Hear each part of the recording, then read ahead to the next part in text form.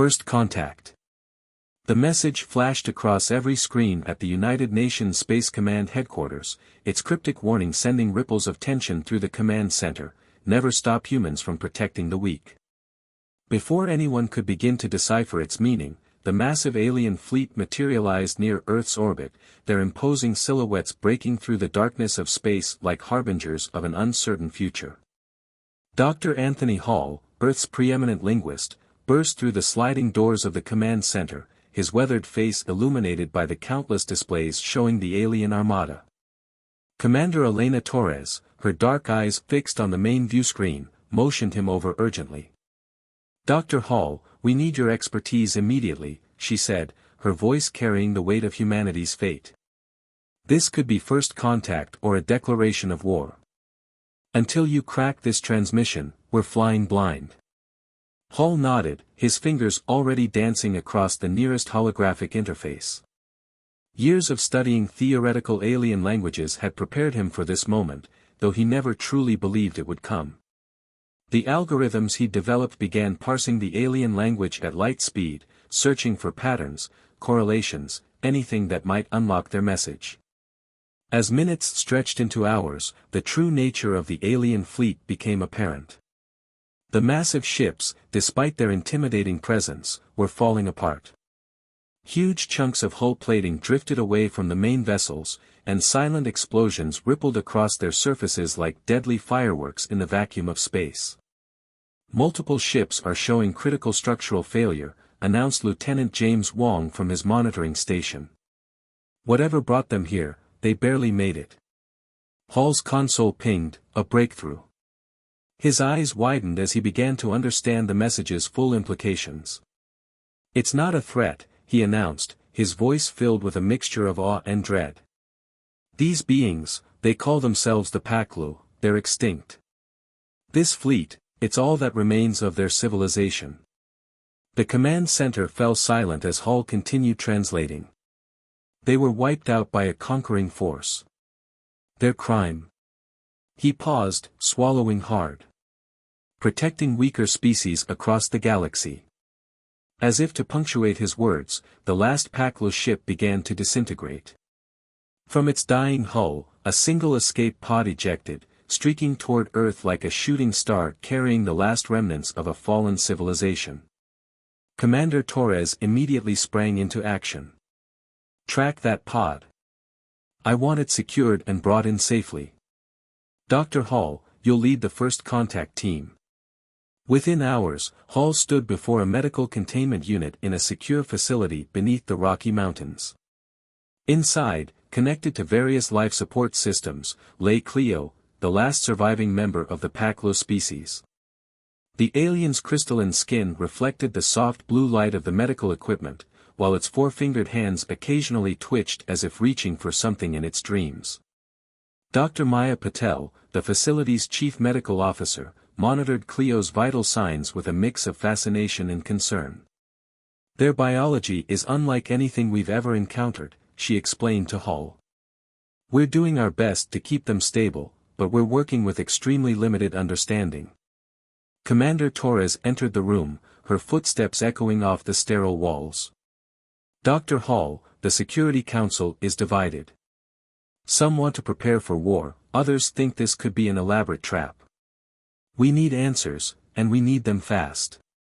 Before Hall could respond, alarms began blaring throughout the facility. Lieutenant Wong's voice came over the intercom, tight with tension. "Multiple unknown vessels detected at the edge of the solar system. They don't match any known configurations, and they're moving fast." Hall and Torres exchanged knowing looks. The threat the Paklu had warned about hadn't taken long to follow their messenger. Earth's window of preparation was rapidly closing. Dr. Patel's voice cut through the moment of realization. "Cleo's awakening. Their vital signs are stabilizing." Hall rushed to the containment unit as Cleo's eyes, complex compounds of swirling purple and gold, slowly opened. The alien's gaze fixed upon him with an intensity that seemed to pierce through to his very soul. The translation software began processing Cleo's first words, a series of crystalline tones that seemed to resonate with the very air around them. As the translation appeared on Hall's tablet, his blood ran cold. "They're called the Devourers," he read aloud. "And they're not just coming to conquer Earth. They're coming to reshape the galaxy in their image, starting with us."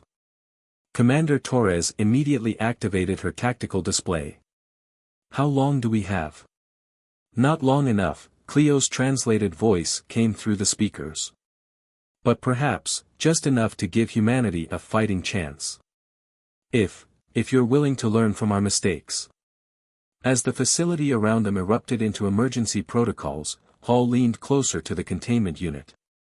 "Tell us everything," he said. "Every weakness, every strategy, every piece of technology that might give us an edge." Cleo's response was interrupted by another alarm, this one different from the others. Lieutenant Wong's voice returned, this time barely containing his panic. "Commander. The unknown vessels, they're accelerating. At their current speed, they'll reach Jupiter's orbit in less than 24 hours. The race against time had begun." Humanity's first contact with alien life had quickly become a crash course in interstellar warfare, with the fate of not just Earth, but countless other species hanging in the balance.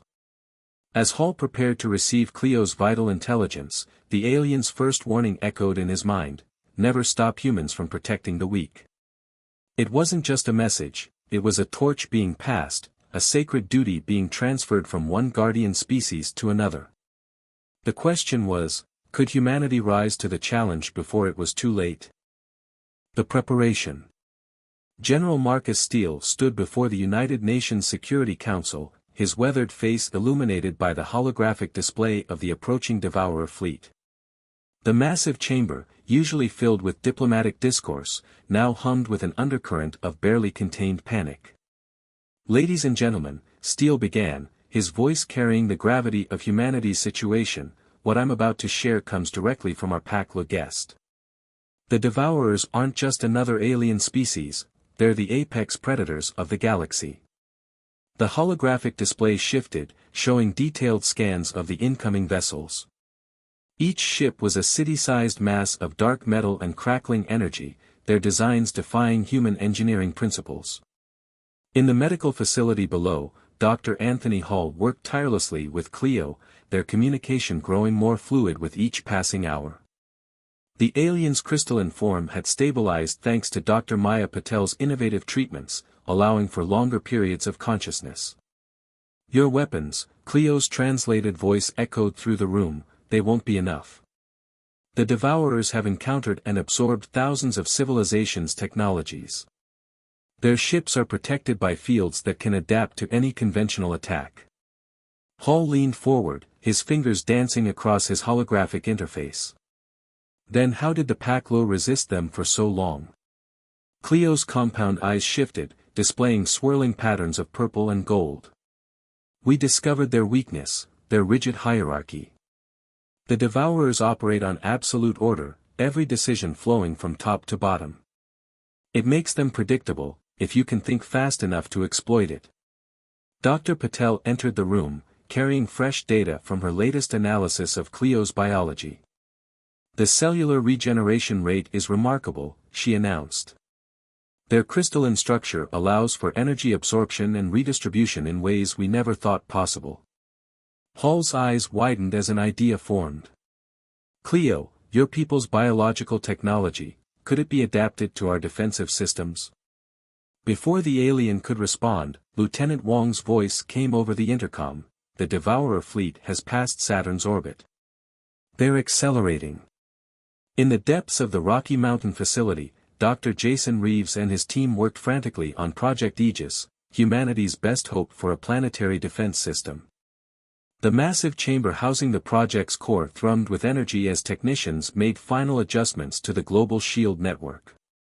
"The Paklo data is revolutionary," Reeves explained to Commander Elena Torres as they observed the work. "By incorporating their crystalline energy distribution principles, we might be able to create a shield that can adapt almost as quickly as the Devourer's weapons."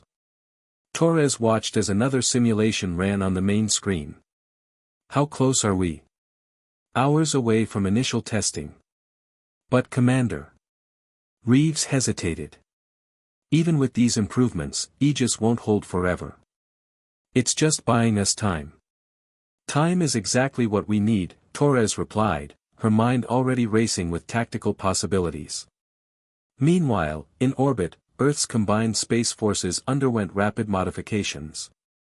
Engineers worked around the clock, implementing improvements based on Clio's insights.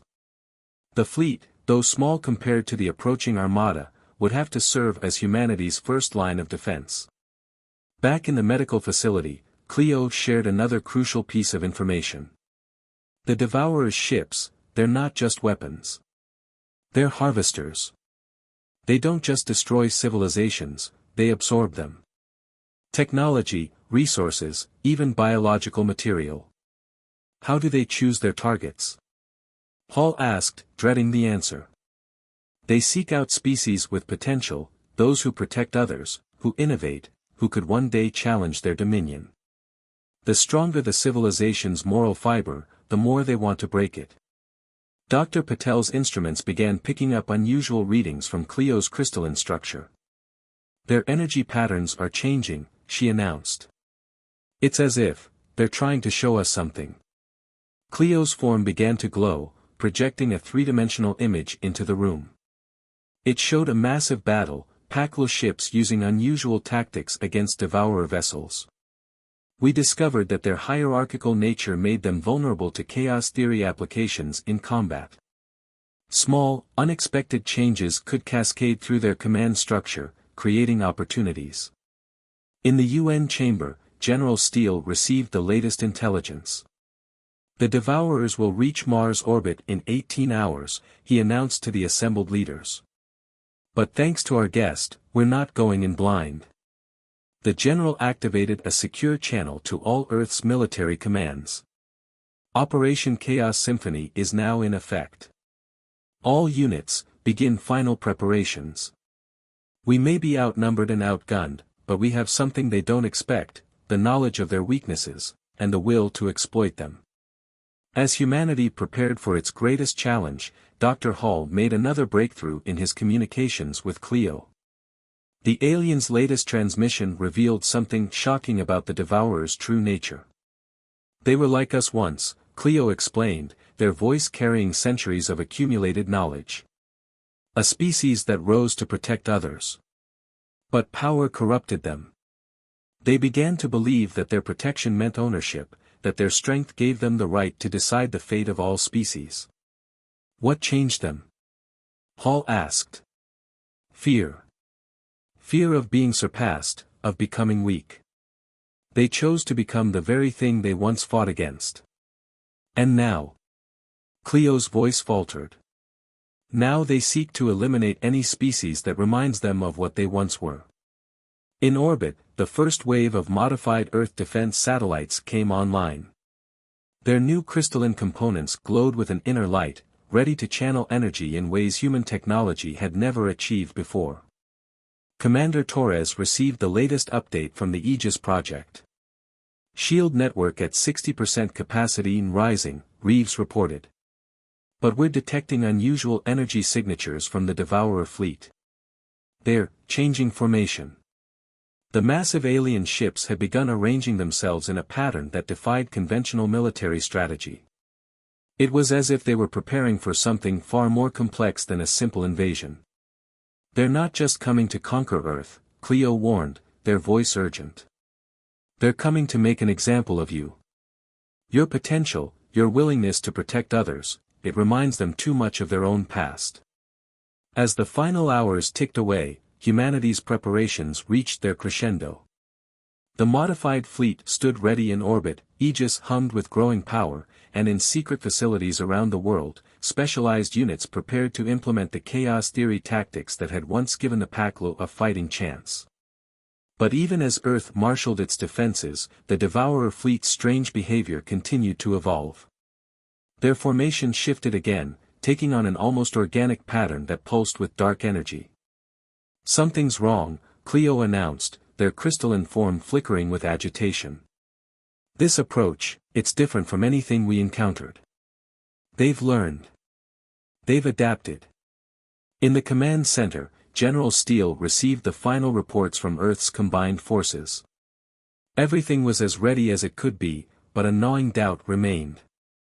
The Devourers had conquered countless civilizations more advanced than humanity. What made Earth's defenders think they could succeed where so many had failed? The answer came from an unexpected source.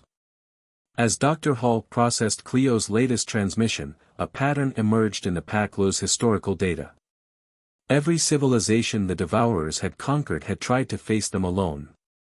But Earth had something unique, the combined knowledge of two guardian species, and the determination to forge its own path. As Mars grew dark under the shadow of the approaching Devourer fleet, humanity prepared to prove that sometimes the greatest strength lies not in superior technology or overwhelming force, but in the willingness to stand against impossible odds in defense of others. The final countdown had begun, and with it, the true test of humanity's resolve was about to unfold. The first strike. The Martian sky turned black as the Devourer fleet eclipsed the sun, their massive ships casting enormous shadows across the red planet's surface. Earth's long-range sensors captured the moment and the first Devourer vessel began to change, its dark metal surface flowing like liquid as it reconfigured itself into something new and terrifying. In the Rocky Mountain Command Center, Lieutenant Wong's hands flew across his console.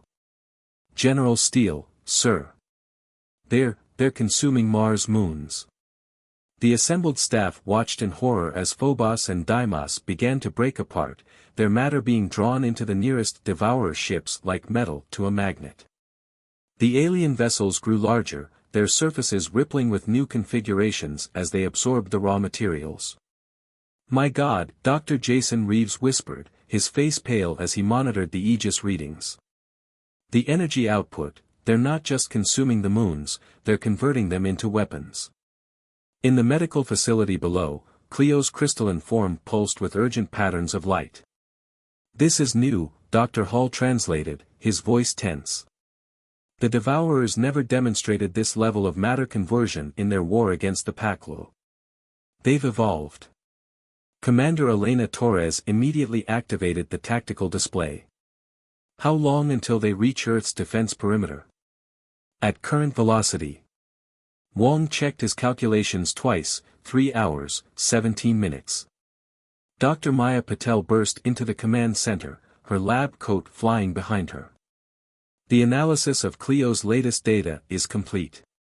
The Devourers aren't just ships, they're a hybrid of organic and mechanical systems. They literally evolve through combat."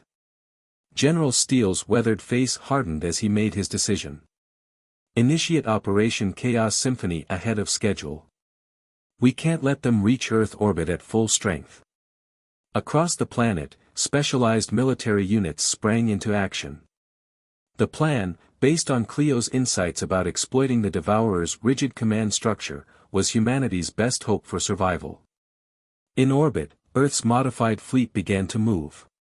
The ships, now incorporating Paklo crystalline technology, formed into seemingly random patterns that defied conventional military strategy. Each vessel's crew had been drilled in the new tactics, unpredictable movements, coordinated chaos, and lightning-fast adaptations. "First wave in position," reported Captain Sarah Rodriguez from the flagship ESS Thunderchild. "Aegis integration complete. We're ready to make them dance." The Devourer fleet suddenly accelerated, crossing the remaining distance to Earth's defense perimeter in a fraction of the expected time. Their leading vessels began to shift again, sprouting massive crystalline structures that mimicked the very technology Earth had borrowed from the Paklo. "They're learning from our modifications," Hall observed, watching the tactical display. "Every defense we show them, they adapt to counter it." But humanity had anticipated this. As the first Devourer ships entered range, Operation Chaos Symphony began. Earth's fleet scattered in what appeared to be panic, breaking formation in 1,000 different directions. The Devourers, their rigid hierarchy demanding orderly conquest, divided their forces to pursue the apparently fleeing defenders. That's when the trap was sprung. The ESS Thunderchild and her sister ships suddenly reversed course, their crystalline arrays pulsing with accumulated energy. The apparently random retreat had pulled the Devourer fleet into a complex three-dimensional pattern, one that Cleo's tactical analysis had identified as particularly vulnerable to disruption. Now, Commander Torres ordered. Aegis activated at full power, not as a simple shield, but as a resonance weapon. The energy web between Earth's defense satellites pulsed in harmony with the fleet's crystalline arrays, creating a cascading wave of interference that rippled through the Devourer's formation. Several alien ships stumbled, their matter conversion processes disrupted mid-transformation. Others found their hierarchical command structure temporarily scrambled, unable to receive orders from their superiors. "It's working!" Wong exclaimed. "Their formation is breaking down." But the victory was short-lived. The largest Devourer vessel, a behemoth that dwarfed all others, began to pulse with dark energy. Its surface rippled, and suddenly the disruption effect reversed, turning Earth's own tactics against the defenders. Multiple ships lost. Rodriguez reported, her voice crackling with static.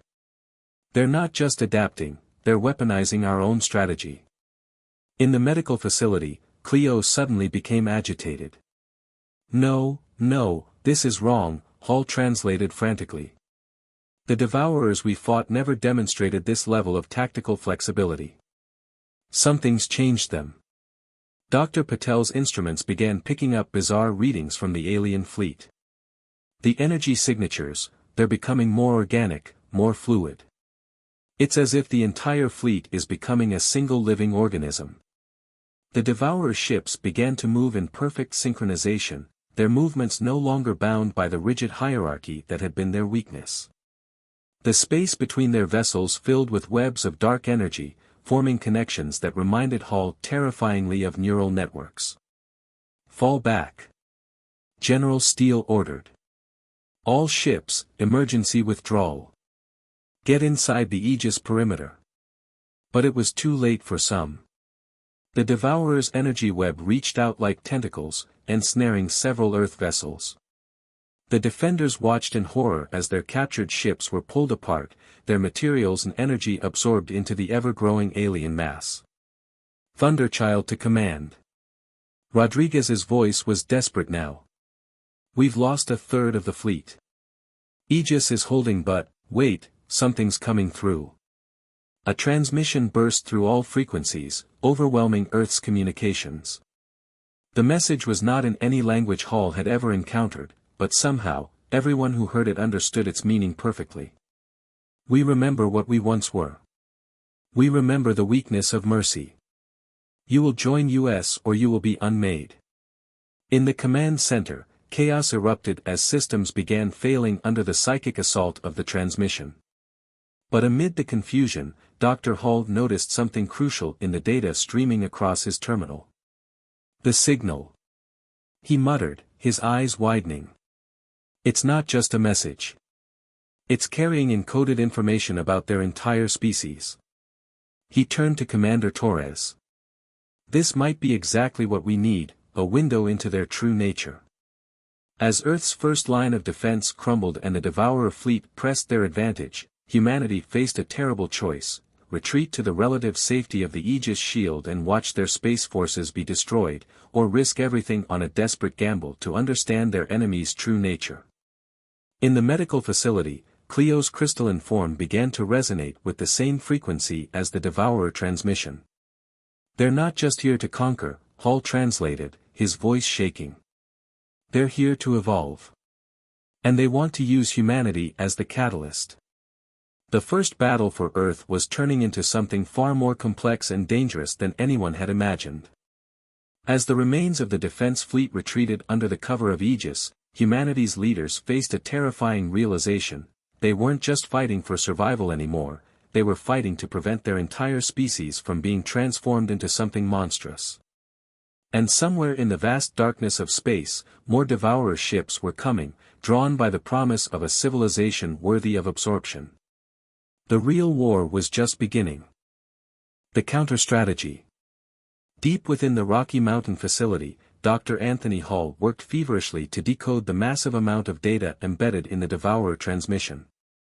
His holographic displays were filled with cascading symbols and patterns that seemed to shift between mathematical equations and organic structures. It's not just a language, he explained to the assembled leadership team. It's their entire evolutionary history encoded into a signal.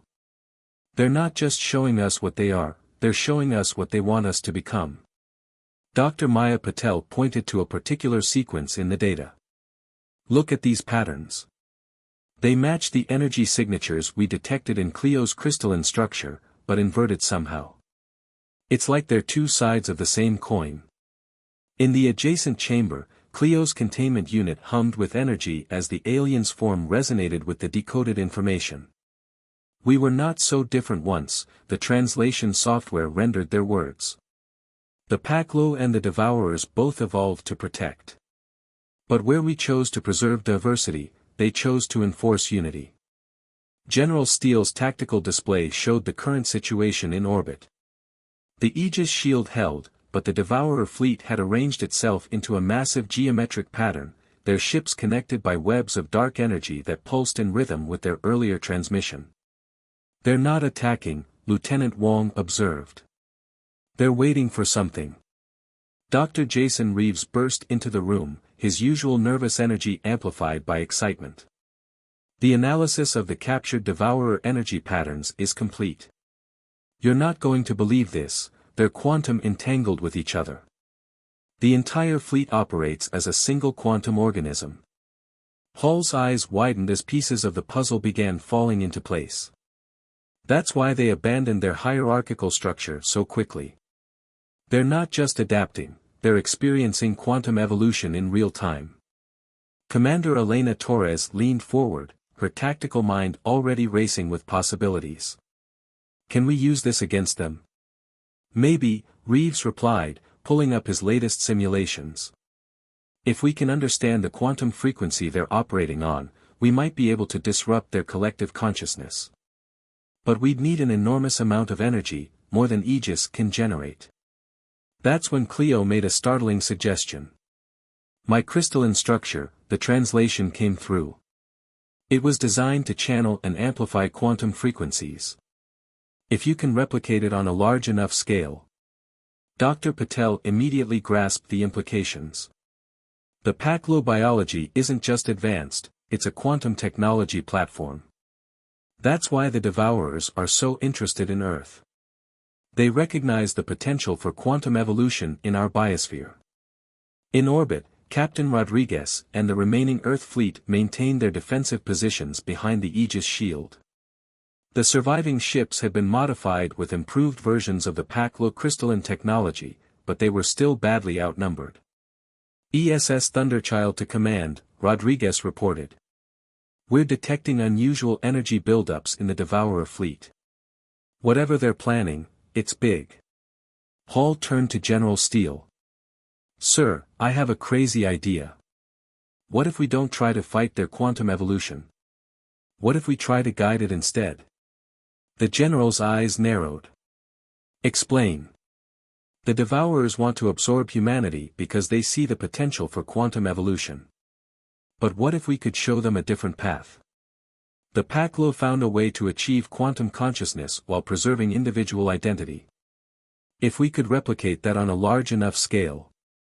You want to try to change the nature of an entire alien species? Torres asked incredulously. They're already changing, Patel interjected. That's what this whole attack is about. They're using conflict as a catalyst for their next evolutionary leap. But maybe we can show them there's another way. Reeves pulled up new calculations on the main display.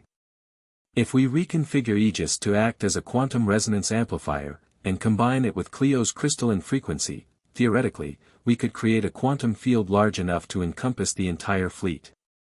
And then what? Steele demanded. Then we show them what they could become, Hall said softly. We show them the path the Paklo took, the possibility of evolution through cooperation rather than consumption.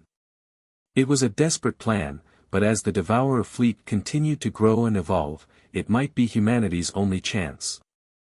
Teams of scientists and engineers worked around the clock, modifying the Aegis network based on Clio's specifications. The alien's crystalline form was carefully studied and replicated, with new quantum resonators being installed on key satellites and defense platforms. Each piece had to be precisely calibrated to match the quantum frequency that the Paklu had discovered ages ago. But as preparations continued, the Devourers didn't remain idle. Their fleet began to pulse with increasing energy, and strange structures started growing between their ships, massive crystalline formations that seemed to mirror Earth's modifications to their own defense systems. "They're building something," Wong reported, his voice tense. "The energy readings are off the charts." In the medical facility, Clio's condition began to deteriorate. The quantum resonance was taking its toll on their already weakened form. "You must hurry," they warned. "The Devourers are preparing for their final evolution. If they complete it before we're ready." Dr. Patel's instruments suddenly began picking up new readings from the alien fleet. "The quantum field they're generating, it's starting to affect our own biology. Personnel in orbit are reporting strange sensations, changes in perception." Hall studied the readings with growing concern. "They're not just trying to absorb us technologically. They're trying to force our entire species through an artificial quantum evolution." Emergency reports began flooding in from around the world. People were experiencing mysterious symptoms, heightened awareness, strange connections to others, glimpses of impossible geometries.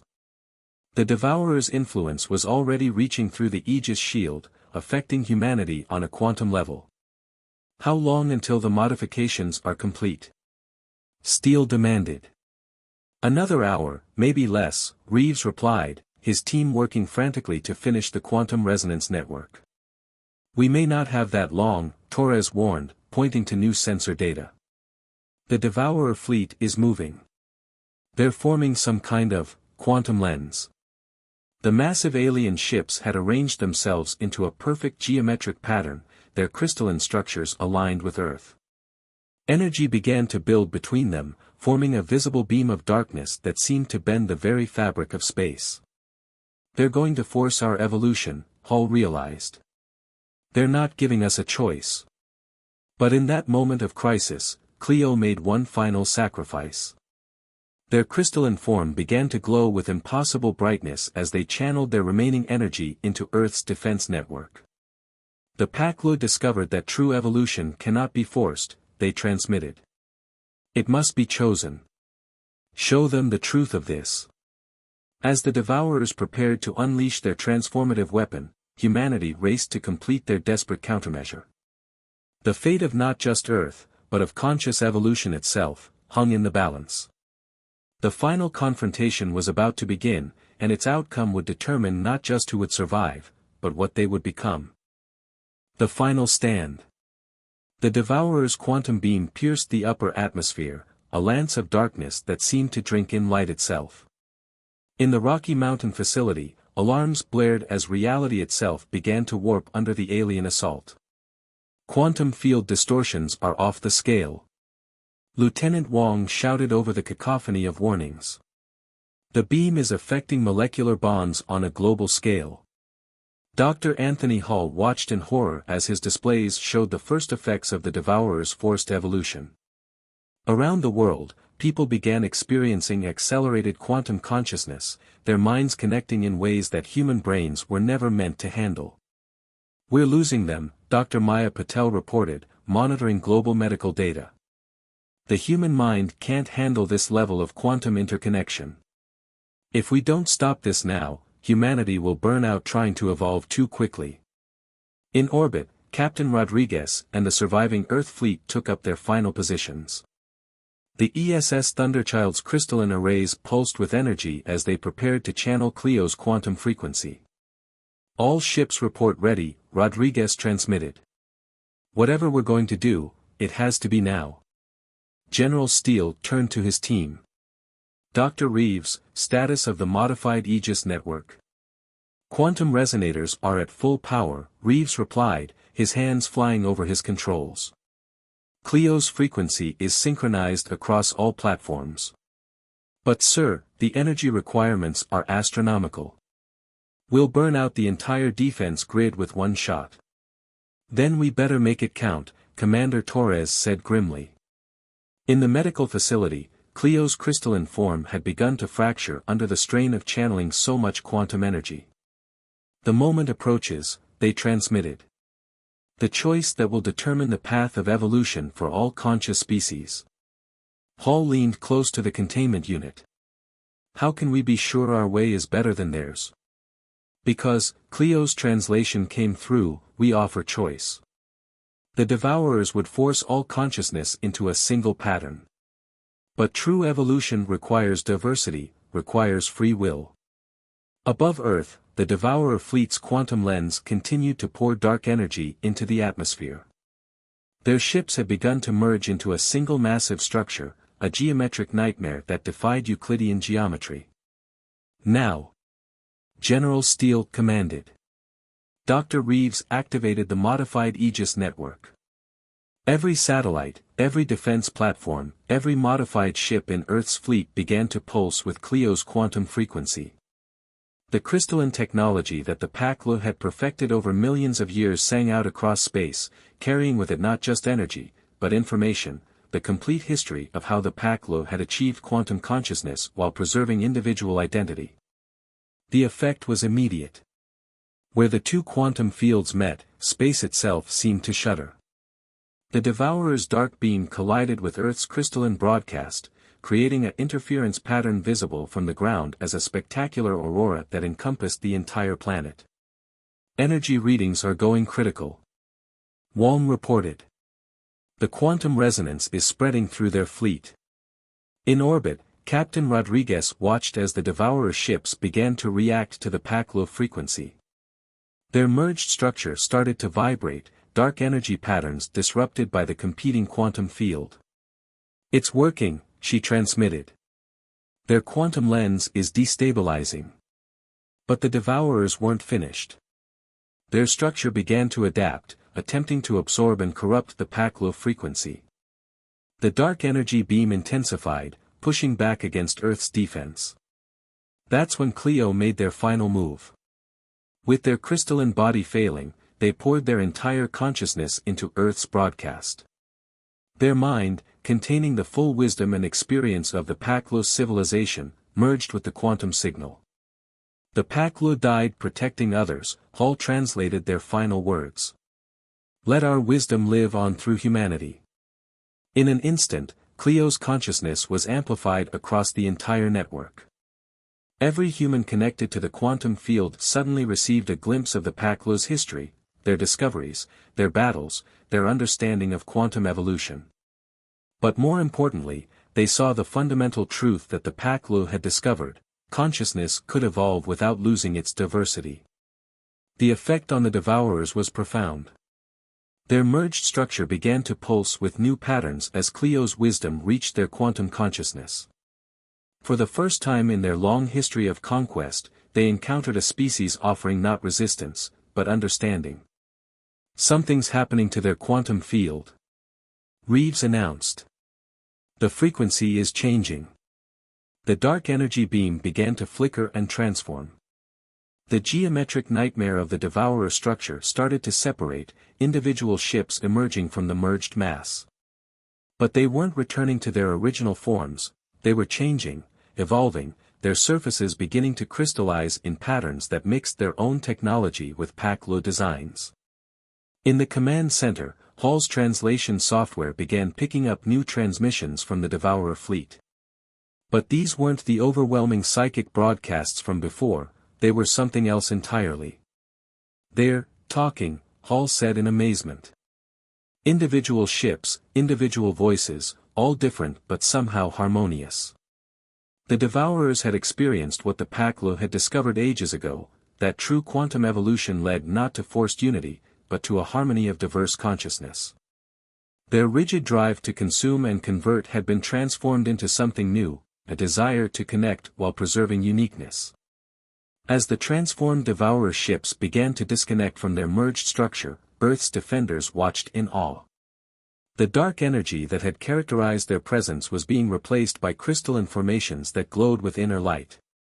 We remember, came a new transmission, this one not forced into human minds but offered freely. We remember what we were meant to be. Guardians, not devourers. Preservers of diversity, not enforcers of unity. The Aegis network finally overloaded, its quantum resonators burning out one by one. But it had accomplished its purpose. The Devourers had been transformed not by force, but by choice, shown a path to evolution that they had forgotten was possible. In the medical facility, Cleo's crystalline form had completely shattered, their consciousness now living on as part of the quantum wisdom they had shared. Their final warning, never stop humans from protecting the weak, had led not to a military victory, but to something far more profound, the redemption of an entire species. As the transformed Devourer ships began to withdraw from Earth orbit, they left behind a final message: we go to find others like us, to share what we have learned. The galaxy needs not conquerors or devourers, but guardians who understand that strength lies in diversity, not uniformity. General Steele watched them depart on the tactical display. Did we just win? We did more than win, Hall replied softly. We evolved. All of us. The quantum awakening that humanity had experienced through Cleo's sacrifice had changed Earth as well. Though the immediate effects of the forced evolution had been stopped, the brief connection to quantum consciousness had left humanity with new understanding, new potential. Around the world, people began to discover enhanced empathy, improved ability to cooperate and innovate. The glimpse of Paclo wisdom had accelerated human development not through forced physical evolution, but through understanding and choice. Commander Torres studied the final readings from the transformed Devourer fleet. So what now? We're not the same as we were before this began. No, Hall agreed. We're something new. Not quite human, not quite Paclo, and carrying the potential to help the transformed Devourers spread understanding instead of conquest. As Earth's defenders began the work of rebuilding and adapting to their new reality, the stars seemed somehow brighter. The final warning of a dying galaxy had led not to destruction, but to transformation. Humanity had proved itself worthy not just of survival, but of becoming part of something greater, a network of guardian species working to protect and preserve the rich diversity of conscious life. In the end, the Paclo's sacrifice had achieved something far greater than military victory. It had shown that the strongest force in the universe wasn't the power to consume and convert, but the wisdom to protect and preserve the beautiful complexity of evolving consciousness. The story of Earth's first contact would be told for generations to come, not as a tale of war and destruction, but as the moment when humanity embraced its role as guardians of diversity in an ever-evolving cosmos.